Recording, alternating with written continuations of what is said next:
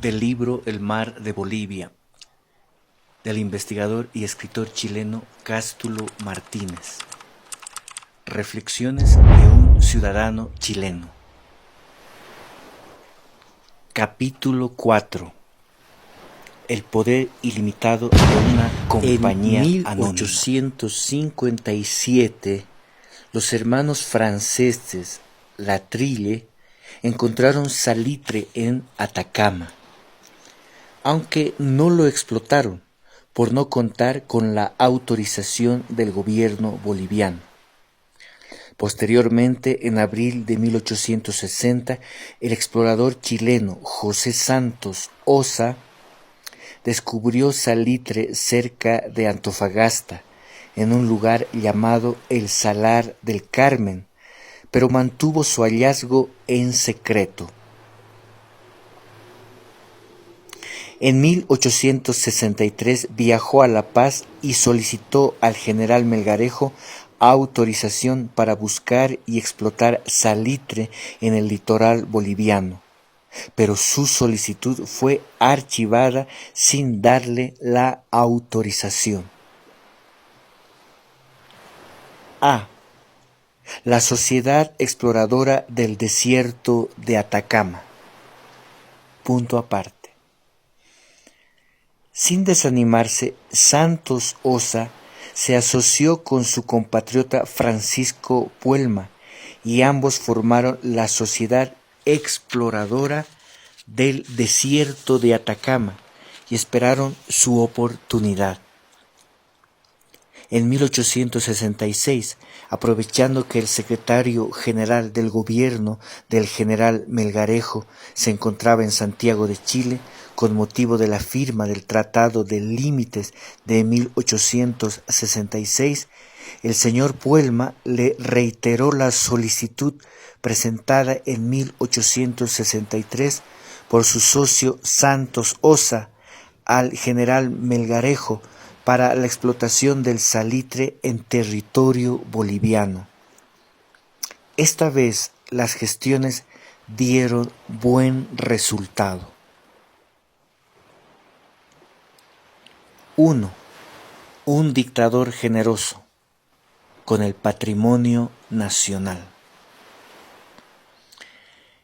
El 18 de septiembre de 1866, en Santiago de Chile, el ministro boliviano Mariano Donato Muñoz concedió a los chilenos Puelma y Santos Osa la posesión y goce de los terrenos en que descubriesen depósitos de salitre y bórax, con tal que la extensión que ocupen en sus labores sea continua y no pase de 5 leguas cuadradas, y una extensión de 4 leguas cuadradas de terrenos en la quebrada de San Mateo, que desemboca en la caleta de la Chimba, con la precisa condición de habilitar dicha caleta, construyendo de su cuenta un muelle que deberá servir al tráfico público y reputarse propiedad del Estado, y de hacer una carretera de 25 a 30 leguas desde la costa al interior. La habilitación de la caleta de la Chimba, la construcción del muelle y de una carretera podría parecer oneroso, pero como dice el historiador chileno Vicuña Maquena, abre comillas, eso era precisamente lo que la compañía necesitaba para sus faenas, pero no fue difícil dar a esos trabajos lucrativos el nombre de retribución, cierra comillas, punto aparte. Para agilizar la ratificación del general Melgarejo, los socios hicieron al gobierno boliviano un donativo de 10,000 pesos. Este oportuno incentivo dio como resultado que el general Melgarejo no solo ratificara las concesiones otorgadas anteriormente por su secretario general, sino que además las amplió desmedidamente. Así fue como el 5 de septiembre de 1868 el presidente firmó el siguiente decreto. Abre comillas.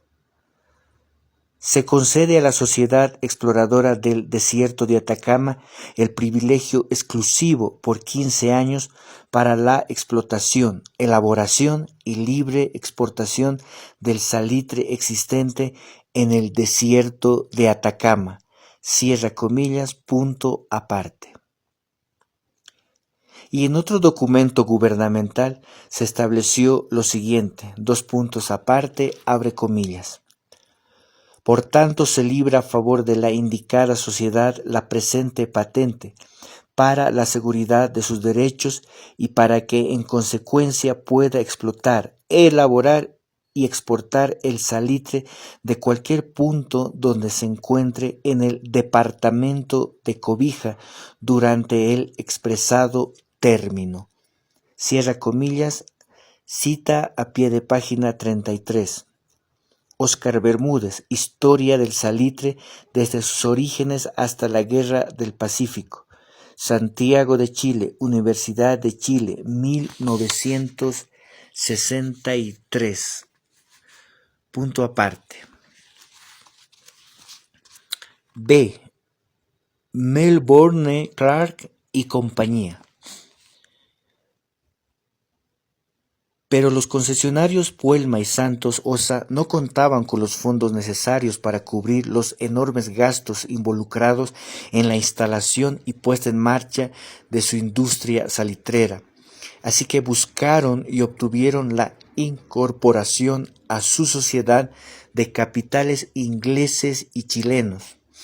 De este modo, el 19 de mayo de 1869 se constituyó en Valparaíso la sociedad, abre comillas, Melbourne Clark y compañía, cierra comillas, compuesta por, Gibbs y compañía, 94 acciones, José Santos Osa, 90, Francisco Puelma, 50, Agustín Edwards, 30, Melbourne Clark, 18 y Jorge Smith, 18. Punto aparte.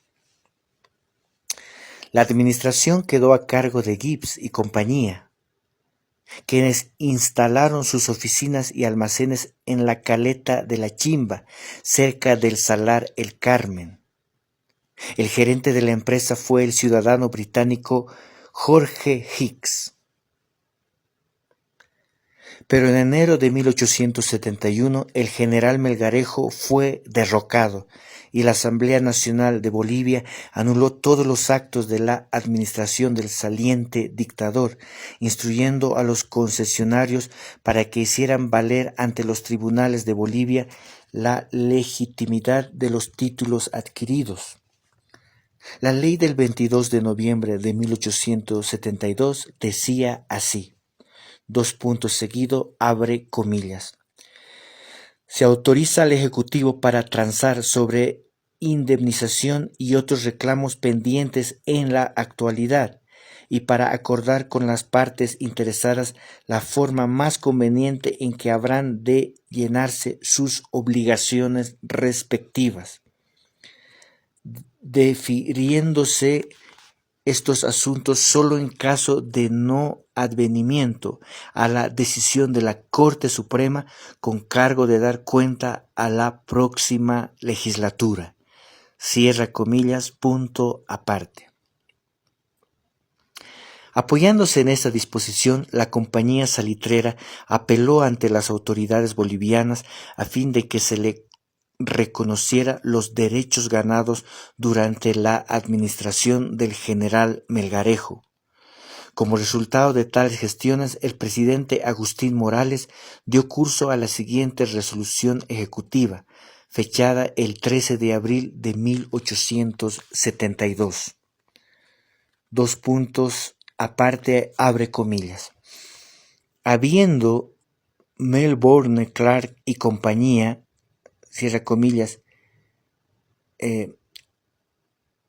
continúa comillas, implantado en el desierto de Atacama una nueva industria que ha dado importancia a las riquezas ocultas, se le concede una superficie que, teniendo por base el paralelo 24, que es la línea divisoria entre Bolivia y Chile, forma un paralelogramo con una altura de 15 leguas a 5 kilómetros al norte y 25 de latitud sur, partiendo desde la orilla del mar.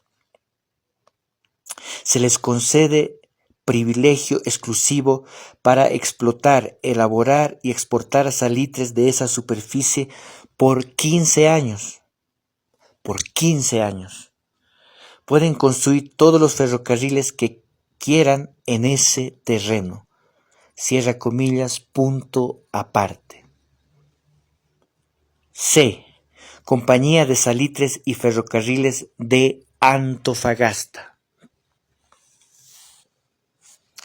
Para captar mayor capital que permitiera la explotación de la concesión obtenida, la compañía salitrera se convirtió en sociedad anónima bajo el nombre de, entre comillas, Compañía de Salitre y Ferrocarril de Antofagasta, cierra comillas, siendo los principales accionistas Gibbs y Cia y el señor Agustín Edwards Osandón. Punto aparte. 1. La compañía salitrera propone una transacción al gobierno de Bolivia. El señor Edwards, en su calidad de presidente de la compañía, envió un emisario a La Paz a obtener una mayor ampliación del terreno concedido por la resolución de abril de 1872. También solicitaba permiso para construir un ferrocarril que uniera Antofagasta con el Salar del Carmen y las salitreras. A cambio ofrecía a favor del Estado boliviano un 10% de todas sus utilidades. Entretanto, el presidente Morales había fallecido el 27 de noviembre de 1872, quedando como presidente provisional don Tomás Frías hasta mayo de 1873, fecha en que don Adolfo Vallivian fue elegido presidente de la República.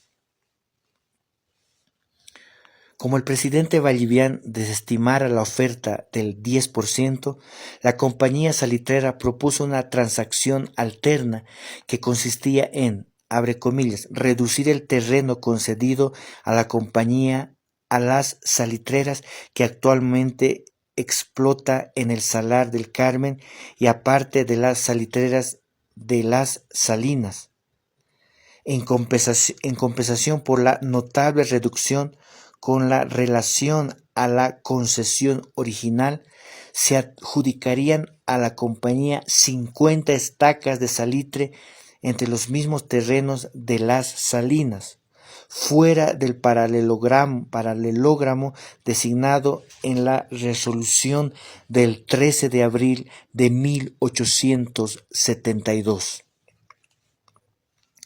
La compañía pagaría anualmente una patente de 40 bolivianos por cada una de las 50 estacas. Se concedería a la compañía por el término de 15 años computables desde el 1 de enero de 1874 el derecho de explotar libremente los depósitos de salitre del Salar del Carmen y de las 50 estacas de las Salinas y de exportarlos por el puerto de Antofagasta, libres de todo derecho de exportación y de cualquier otro gravamen municipal o fiscal. La compañía tendría derecho de construir un ferrocarril privado desde Antofagasta hasta las Salinas. Cierra comillas, cita a pie de página 34. Pascual Ahumada Moreno, Guerra del Pacífico, Valparaíso, Chile, impreso El Progreso, 1884, 7 tomos. Punto aparte. 2. El gobierno boliviano acepta la proposición de la compañía salitrera. El 27 de noviembre de 1873, el gobierno boliviano dictó la siguiente resolución. Dos puntos, aparte, abre comillas. Artículo único. Se aceptan por vía de transacción y en uso de la autorización que la ley del 22 de noviembre de 1872 confiere al Poder Ejecutivo las bases contenidas en la anterior proposición. Cierra comillas, punto aparte. Esta resolución fue firmada por el presidente Adolfo Vallivian y sus ministros Mariano Baptista, Daniel Calvo, Mariano Vallivian y Pantaleón D'Alence. Punto aparte. 3. El Congreso boliviano aprueba la transacción, pero con una modificación. Sin embargo, debido a que principales juristas bolivianos sostenían que la resolución del 27 de noviembre de 1873 no tenía carácter definitivo, por no haber sido ratificada por el Congreso, la Comisión de Hacienda de la Asamblea Nacional en 1874 redactó el siguiente proyecto de ley. Dos puntos aparte, abre comillas. Artículo único. Se aprueba la transacción celebrada por el Gobierno el 27 de noviembre de 1873 con la modificación de que en las concesiones no quede comprendida la liberación de impuestos municipales. Cierra comillas, punto aparte. Pero las largas discusiones tendientes a obtener de Chile la modificación del Tratado de Límites de agosto de 1874 acapararon todo el tiempo y esfuerzos de la Asamblea Nacional, imposibilitando el estudio del proyecto de ley sobre la transacción de la compañía salitrera. A esto se debe añadir que el presidente Adolfo Vallivian había fallecido en febrero de 1874, quedando nuevamente don Tomás Frías como presidente provisional de Bolivia. En mayo de 1876 asumió el poder el general don Hilarión Daza mediante un golpe de Estado. Por todas estas razones, la Asamblea Nacional solo pudo reunirse el 19 de diciembre de 1877 y el caso de la compañía salitrera se trató al día siguiente. En esa oportunidad, un diputado planteó el asunto de la transacción celebrada en noviembre de 1873 con la compañía salitrera y declaró que se podía considerar nula y sin valor debido a que nunca fue aprobada por el Poder Legislativo, como correspondía a toda operación que involucrara bienes nacionales. Propuso aprobar la tal transacción únicamente si la compañía salitrera pagaba un impuesto de 10 centavos por cada quintal exportado. La proposición fue bien recibida y en consecuencia se presentó un proyecto de ley a la Comisión de Hacienda donde fue aprobado. Este proyecto también fue apoyado por la Asamblea Nacional por gran mayoría. Finalmente, la siguiente ley fue promulgada el 10 de febrero de 1878.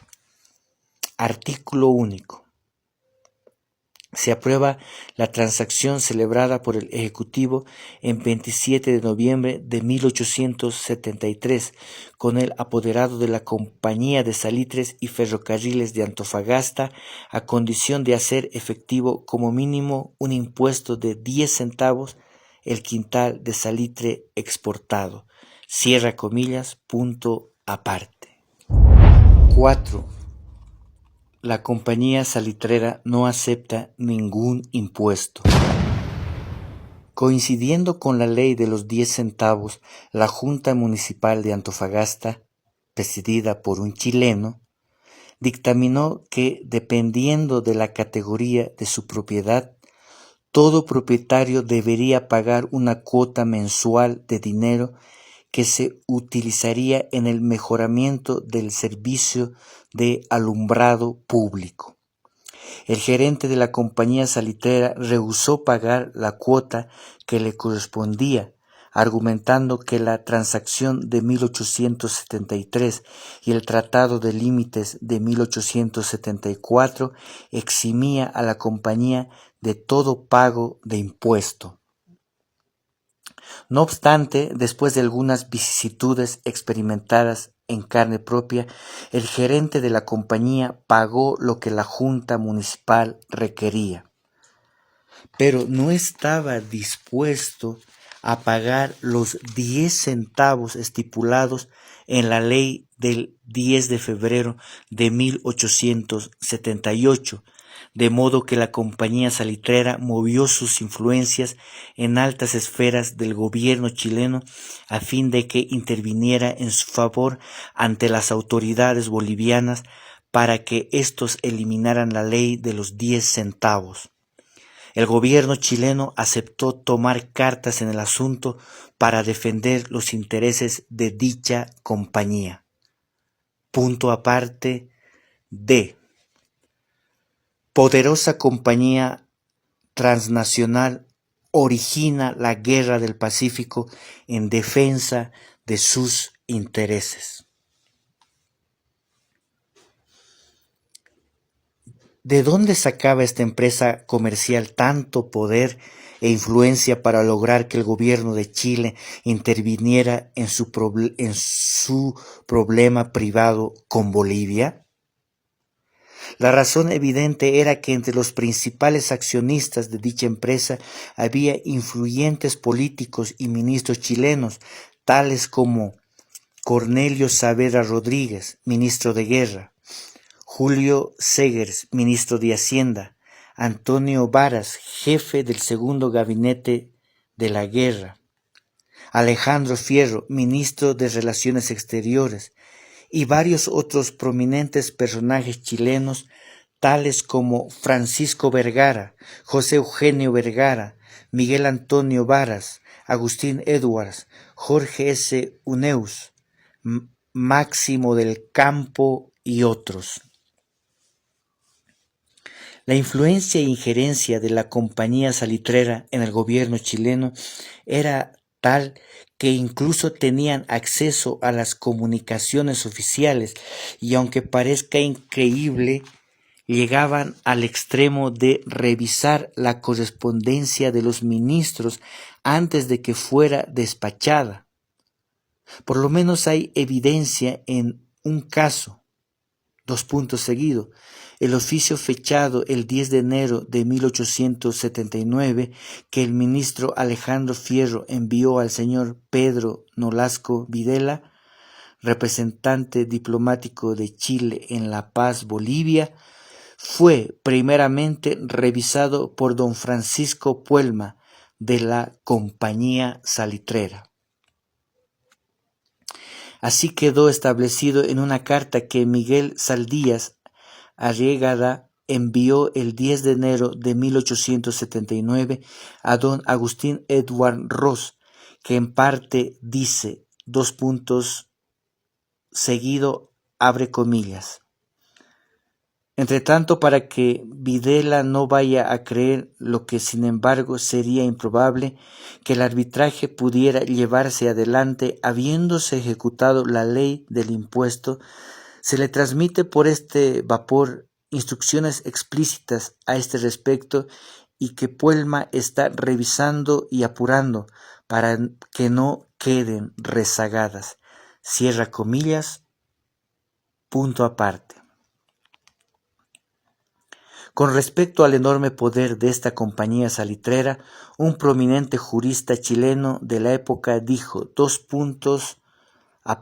abre comillas: Nos abisma ver que una titulada compañía anónima, que tiene por objeto nada menos que explotar a mansalva, sin pagar derechos de exportación, todas las sustancias inorgánicas que forman yacimiento dentro de un rectángulo cuyo costado sur sea el paralelo 24, con una base de 15 leguas y una sola altura de 25 a partir de la costa.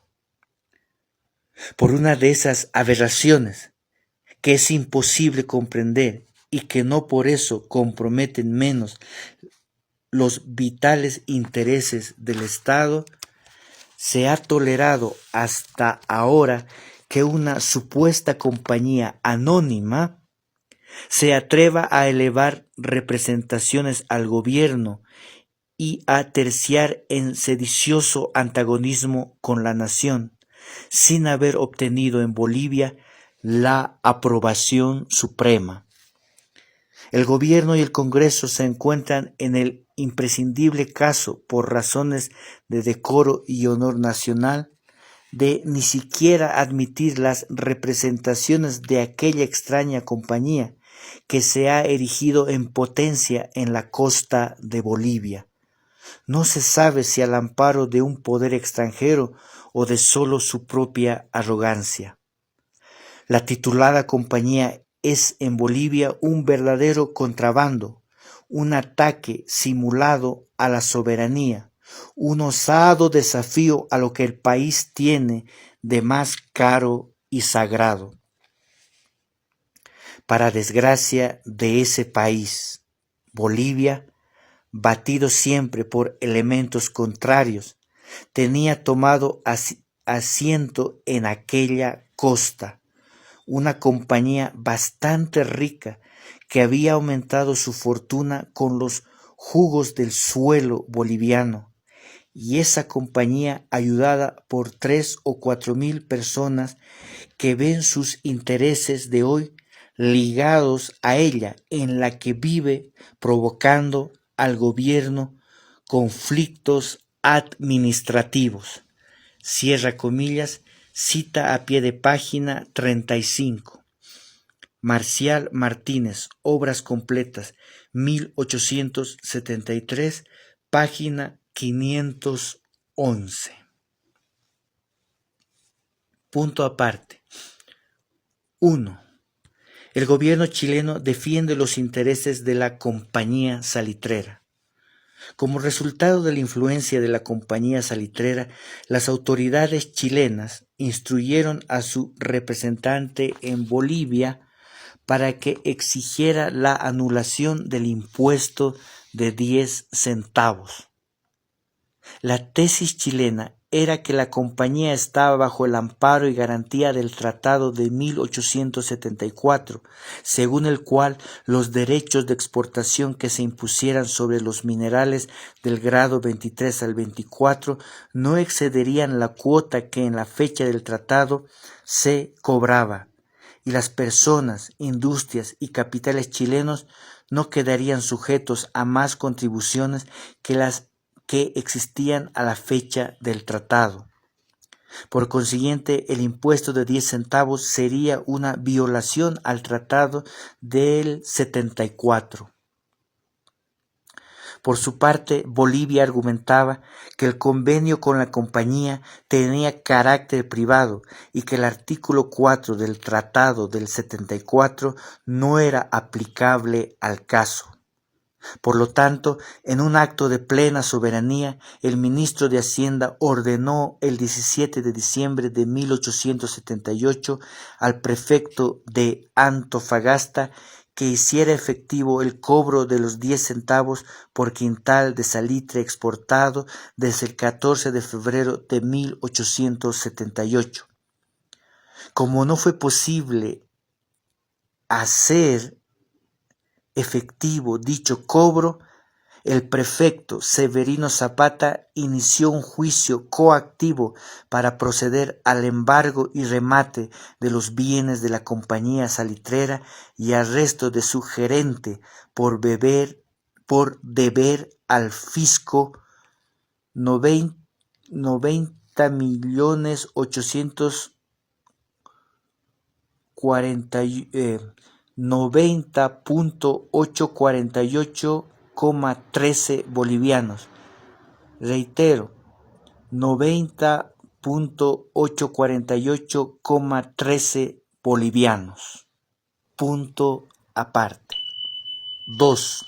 El gobierno de Bolivia ordena el embargo de la compañía salitrera. De este modo, las autoridades bolivianas le embargaron a la compañía un terreno, 9 casas edificadas dentro del establecimiento y 2 grandes depósitos de salitre elaborado. El gerente, Mr. Jorge Hicks, no pudo ser habido porque se había refugiado en el blindado chileno Blanco Encalada, que había llegado a la bahía de Antofagasta en un evidente acto de intimidación del gobierno chileno. Luego, Mr. Hicks pidió y obtuvo libertad provisional al prefecto de Antofagasta. Una vez libre, su primera diligencia fue presentarse el 14 de enero de 1879 ante un notario público donde consignó su protesta contra el embargo y contra las autoridades que intervinieron en dicho embargo. Punto aparte. 3. Protesta notarial de la compañía salitrera anula transacción que había suscrito con el gobierno boliviano en 1873. Punto aparte. La protesta notarial de Mr. Hicks dejaba sin validez la transacción que había suscrito el 27 de noviembre de 1873 con el gobierno de Bolivia, ya que para dicha transacción fuese válida, la compañía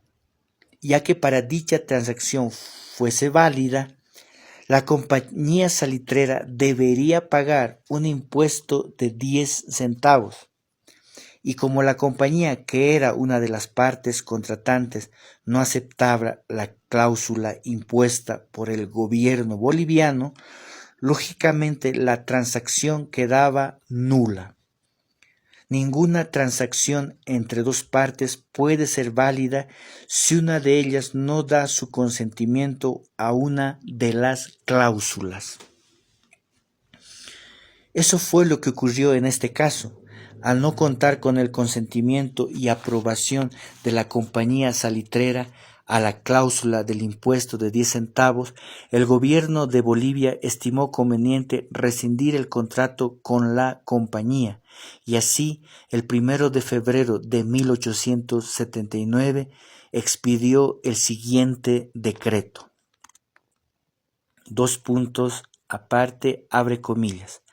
La Paz, febrero 1 de 1879.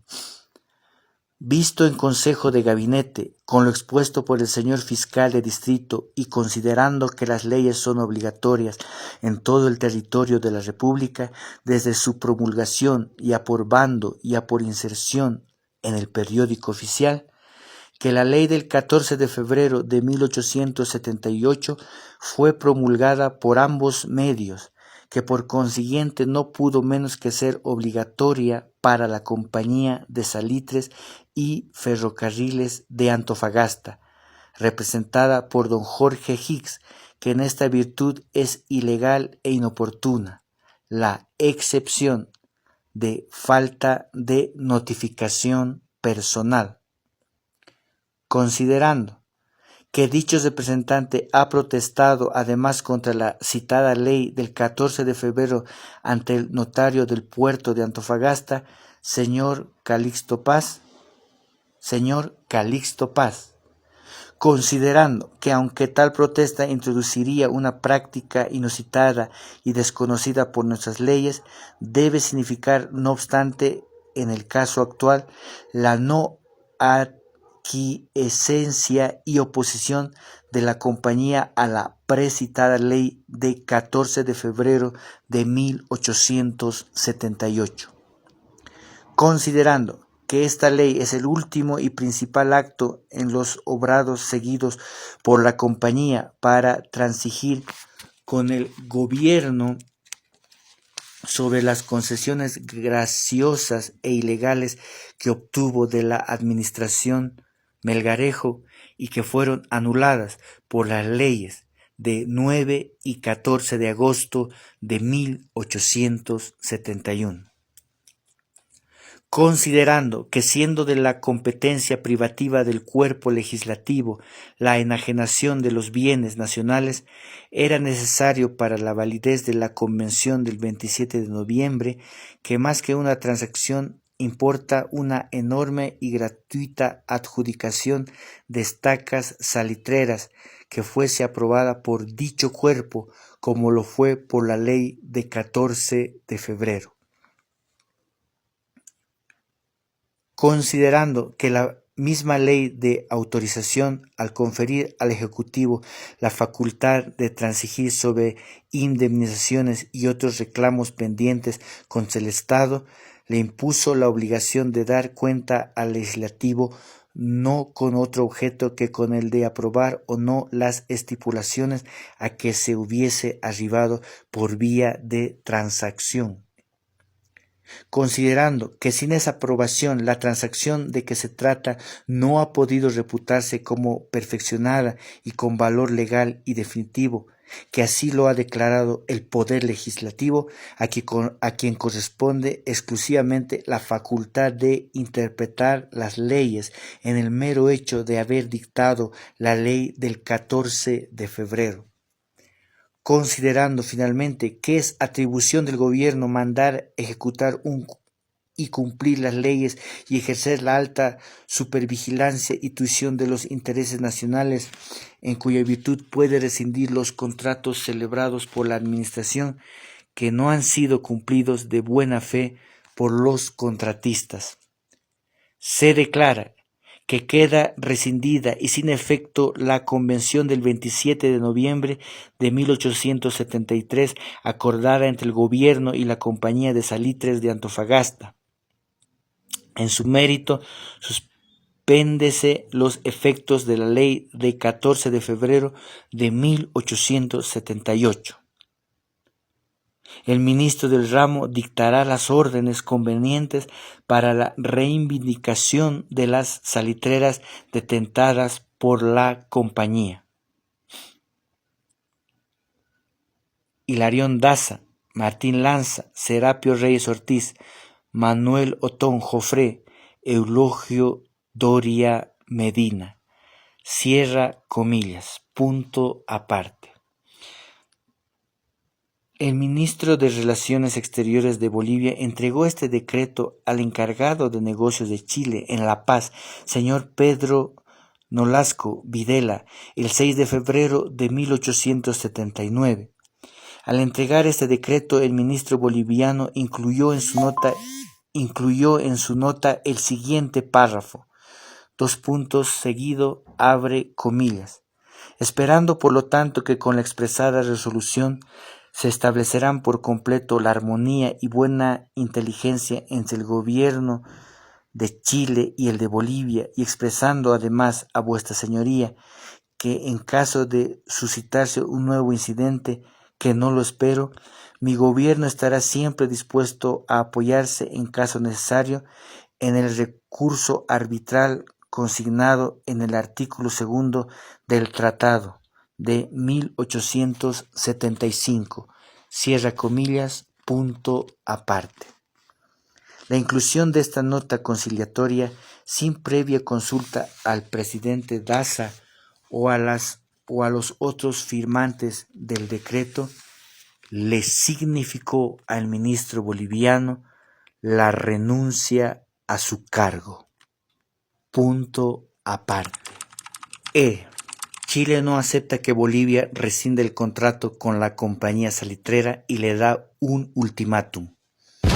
El 8 de febrero de 1879, el señor Videla envió una nota de respuesta a la Cancillería boliviana en la cual decía en parte, abre comillas, dados los antecedentes expuestos, declaro a vuestra excelencia, en contestación a su comunicación del 6 de febrero, que mi gobierno no cree, como el de vuestra excelencia, que con la rescisión del contrato desaparece el motivo del reclamo formulado por esta legación y también el arbitraje recordado por primera vez por vuestra excelencia en su nota de 26 de diciembre, aceptado lealmente por mi gobierno. En consecuencia, y teniendo presente la seguridad que vuestra excelencia me da en la nota que me ocupo en contestar, de que en caso de un nuevo incidente, como yo califico el actual, el gobierno de vuestra excelencia estará siempre dispuesto a apoyarse en el recurso arbitral, me apresuro a rogar a vuestra excelencia que se sirva declararme definitivamente en una contestación franca y categórica, si el gobierno de vuestra excelencia acepta o no el arbitraje establecido en el pacto de 1875, suspendiendo previamente toda innovación hecha en el litoral con respecto a la cuestión en que nos ocupamos. En atención a los inmensos perjuicios que diariamente reciben las industrias y el comercio de aquel departamento y en obsequio a la tranquilidad pública seriamente amenazada, me permito también pedir a vuestra excelencia que se digne darme dicha contestación en el perentorio término de 48 horas. Las consecuencias que forzosamente tienen que desprenderse de una contestación negativa serán de la exclusiva responsabilidad del excelentísimo gobierno de Bolivia. Cierra comillas, punto aparte. El mismo 8 de febrero, el señor Videla escribió al ministro de Relaciones Exteriores de Chile, señor Alejandro Fierro, sobre el decreto de rescisión del contrato con la compañía salitrera, incluyendo una copia de la nota que con esa fecha había despachado a la Cancillería boliviana. Lo que no armoniza con los hechos es la fecha del ultimátum que el señor Videla envió al canciller boliviano el 8 de febrero de 1879 para que en un plazo de 48 horas el gobierno de Bolivia se pronunciara sobre si aceptaba o no someter a arbitraje la nueva cuestión surgida por el decreto de 12 de febrero que declaraba la rescisión del contrato con la compañía salitrera. Como entre Chile y Bolivia no había telégrafo directo en aquella época, el telégrafo más cercano estaba en Tacna, desde donde se podía comunicar a Caldera por cable submarino. Para llevar un mensaje de la paz a Tacna había que hacerlo a caballo o mula. Todo esto implicaba que el más rápido telegrama de La Paz a Santiago demoraba 5 o 6 días como mínimo. La respuesta de Santiago a La Paz demoraba la misma cantidad de días. Lo anterior significa que la propuesta de arbitraje hecha por el señor Videla el 8 de febrero no era sincera, pues suponiendo que el gobierno de Bolivia hubiese contestado afirmativamente dentro del plazo de 48 horas, es decir, el 10 de febrero, el señor Videla no habría podido avisar al canciller Fierro en Santiago antes del 15 para evitar la ocupación militar de Antofagasta, la que ocurrió el 14 de febrero. Punto aparte 1. Bolivia no acepta el ultimátum de Chile. El gobierno boliviano no contestó la nota del señor Videla dentro del plazo de 48 horas que él había fijado, sino que lo hizo algunos días después. La contestación firmada por el canciller interino señor Eulogio Doria Medina decía en parte, abre comillas, : tengo orden de mi gobierno para decir a vuestra señoría que cumple al decoro nacional no continuar la negociación pendiente mientras el buque de guerra insinuado no se aleje del litoral de la República. Tócame asimismo manifestar a vuestra señoría la impresión desagradable que ha causado a mi gobierno el oficio de esa legación del 8 del actual, en la que cumpliendo sin duda instrucciones superiores, pero saliendo de los usos y prácticas diplomáticas y más que todo de la moderación y carácter benévolo y cortés que los son propios, se sirve vuestra señoría exigir contestación categórica a su citado oficio en el perentorio término de 48 horas. Tal exigencia que me abstengo de calificar podría reducir a mi gobierno a juzgar que el de vuestra señoría no está dispuesto a seguir la política de paz, de conciliación, de fraternidad que debe reinar entre los estados de este continente. El oficio del excelentísimo señor Fierro de noviembre, por el que exabrupto notifica a Bolivia la ruptura del tratado del 74 y sobre cuya inconveniencia ha fallado ya la opinión pública en América, es altamente depresivo al decoro y dignidad de Bolivia, como lo es la irregular intimación de vuestra señoría, hecha con conocimiento pleno del cambio de personal en el Ministerio de Relaciones Exteriores, y cuando no podía ocultarse a vuestra señoría que el gobierno no se encontraba en situación de prestar atención inmediata a referido oficio. Cierra comillas, punto aparte. El señor Videla devolvió la nota boliviana sin contestarla, pues ya había recibido instrucciones telegráficas del canciller Fierro ordenándole regresar a Santiago de inmediato. El gobierno chileno ya había decidido ocupar militarmente Antofagasta para impedir el remate de los bienes de la compañía salitrera.